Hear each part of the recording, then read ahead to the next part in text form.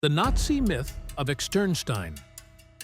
Nestled in Germany's Teutoburg forest, the towering sandstone formations of Externstein had long inspired local legends, spiritual practices, and scholarly debate. But in the 1930s, the site gained new, disturbing attention when the Nazi SS, under Heinrich Himmler's direction, claimed it as a sacred monument to the Aryan race. Himmler's Ahnenerbe Institute, a Nazi research organization dedicated to Aryan science and heritage, manipulated archaeology, folklore, and history to support the idea that Externstein was once the location of Irminsul, a sacred Saxon pillar destroyed by Charlemagne during the Christianization of the region. Himmler and his team portrayed the site as evidence of an unbroken, pure Germanic spiritual lineage, with ancient Saxons cast as noble Aryan warriors. The SS even hosted Nazi youth ceremonies at the site, turning the natural monument into a stage for racial propaganda. Yet, the real history of Externstein is far older and more complex. Archaeological evidence suggests human use of the area dates back to 10,000 BC, and Christian monks likely inhabited the carved niches between the 8th and 12th centuries. While the Nazi myth has been thoroughly discredited by historians, it still holds appeal for modern-day neo-Nazis and neo-pagan groups, proving how persistent and dangerous false historical narratives can be when tied to ideology. The Holy Grail. In the 1930s, a strange partnership emerged between Otto Rahn, a brilliant yet openly gay and left-leaning historian, and the upper ranks of the Nazi regime. United by a shared obsession with the Holy Grail, the legendary chalice said to have been used by Jesus Christ at the Last Supper, Rahn and the Nazis pursued one of history's most elusive relics for very different reasons. Rahn, inspired by the medieval poem Parzival, believed the Cathar ruins in southern France held the key to locating the Grail. Although his initial search yielded nothing, Rahn published a book detailing his journey. This caught the attention of Heinrich Himmler, head of the SS and a devoted believer in mysticism and Aryan mythology.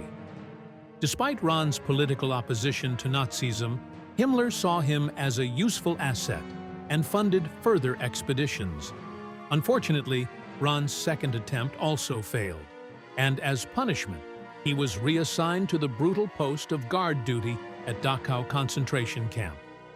Disillusioned and cornered, Rahn resigned from the SS, and in 1939, his body was found frozen in the Alps, his death widely believed to be suicide.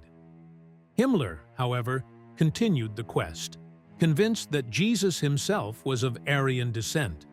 He even interrogated monks at Montserrat Abbey in Spain, hoping for new leads. The Nazi obsession with the Holy Grail ended as fruitlessly as it began, with the relic's location remaining a mystery to this day. The Witches of Karelia. In 1936, the dense enchanted forests of Karelia, an ancient region on the border between Finland and Russia, became the focus of one of the most unusual Nazi expeditions. Led by Finnish nobleman Ior von Grunhagen and sponsored by Heinrich Himmler's SS, the mission aimed to uncover remnants of pre-Christian, pagan traditions that could be linked to lost Aryan knowledge. Accompanied by Nazi musicologist Fritz Bose and a Finnish illustrator, the team brought along a magnetophone, an early prototype tape recorder, to document sacred chants, incantations, and folk songs believed to be passed down through generations. The team's efforts led them to remote villages where life remained untouched by modernity. One of their most compelling encounters was with Teimo Lieta, an old man who had never seen a train or attended school. Even more intriguing was their visit to Miron Aku, a 92-year-old soothsayer considered a witch. She performed a ritual, but became horrified upon hearing her chants played back, believing the machine had stolen her magical powers. By the end of the summer, the group had collected over 100 recordings. To the Nazis, these weren't just cultural artifacts. They were clues, distorted into evidence of an ancient Aryan spiritual foundation. Back in Berlin, Himmler believed Karelia's ancient wisdom might be used to strengthen the ideological foundations of the Third Reich, merging myth with racial propaganda. The Nazi expedition to Tibet. On a cold morning in January 1939, a team of 5 German men, led by explorer Ernst Schaefer, arrived in Lhasa, Tibet. To the local population, they seemed like curious Westerners with cameras and notebooks, eager to learn. But beneath their academic facade lay a mission sanctioned by the SS, backed by Heinrich Himmler's vision of discovering the origins of the so-called Aryan race. Schaefer himself was not a devout Nazi, but his thirst for adventure and scientific discovery led him to accept Nazi sponsorship. Officially, the expedition was about studying Tibet's unique flora, fauna, and cultural practices, but its secret goal was far more insidious. The team was instructed to collect anthropological data, skull measurements, facial casts, and physical samples, hoping to prove that Aryan bloodlines extended into Asia. There was also a strategic motive. The Nazis saw Tibet as a possible ally in weakening British influence in India. Despite early resistance from the British in India, Schaefer's team entered through Sikkim in 1938 and made their way into Tibet. They were especially intrigued by the swastika, a Tibetan symbol of good luck that the Nazis had already appropriated. When the group returned to Germany, they brought with them vast amounts of documentation.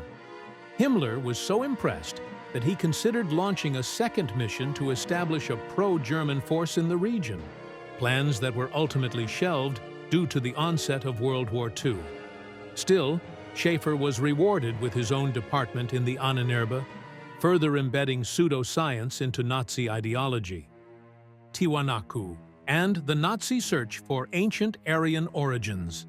In 1928, German writer Edmund Kiss made his way to the high-altitude ruins of Tiwanaku in Bolivia, not merely as a traveler or historian, but as a man consumed by a strange mission to prove the world ice theory. A pseudoscientific idea that claimed Earth's history was shaped by massive catastrophes caused by celestial collisions. This bizarre theory, promoted by Hans Herbiger, held that lost civilizations and cosmic upheaval were responsible for human evolution.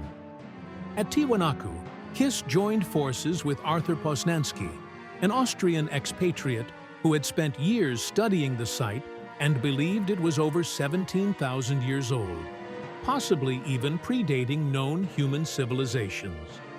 Kiss believed the ruins, with their massive stone blocks, intricate carvings, and mysterious sculptures, were not the work of South America's indigenous people, but of ancient Nordic migrants.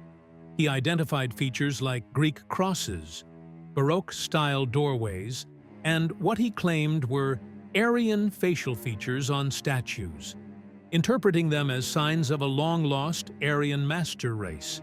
He was particularly fascinated by the gateway to the sun, which he believed functioned as a complex astronomical calendar aligned with a 30-hour day, proving the world ice theory's claims about altered celestial mechanics. Nazi publications eagerly promoted his work, and with SS support, Kiss planned a second expedition in 1938.